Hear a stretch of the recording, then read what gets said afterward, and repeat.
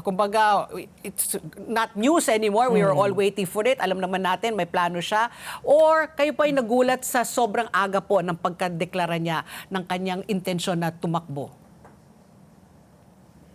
Siguro, Pat, ako'y nagulat na sinabi niya at nag-formal siyang pahayag. Yung kagulat-gulat sa panahon, depende yon sa kung ano ang kailangan mong gawin. Usually, sa presidential announcement, meron kang kailangan mo ng 18 months para ayusin lahat ang dapat ayusin. Yan ay papatak ng December 2026. Ngayon, nagkaroon siya ng 28 months. No? Yeah. 10 buwan ngayon, 12 buwan next year, at yung 6 months going into the election day. Yeah. Nagulat ako dahil nung ginawa niya, kung titingnan mo, wala doon yung seal ng Vice President, Yes, at wala yung tinanggal. flag ng Vice President. Correct, oo. Tapos nakakulay siyang itim. Opo. So, Oo.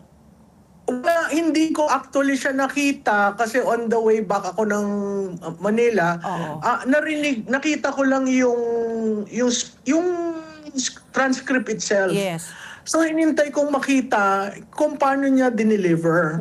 At seryoso ang kanyang delivery, at may pagka cold-faced yung mukha niya nung dinideliver.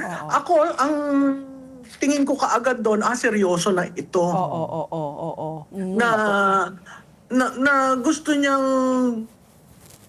bigkasin ng ganitong kaaga, at para rin siguro masagot na niya talaga yung hinihingi ng kanyang mga supporter.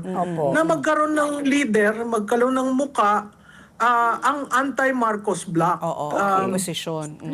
Sinasabi kong anti-Marcos kasi napakagulo nung mukha ng oposisyon. Diba?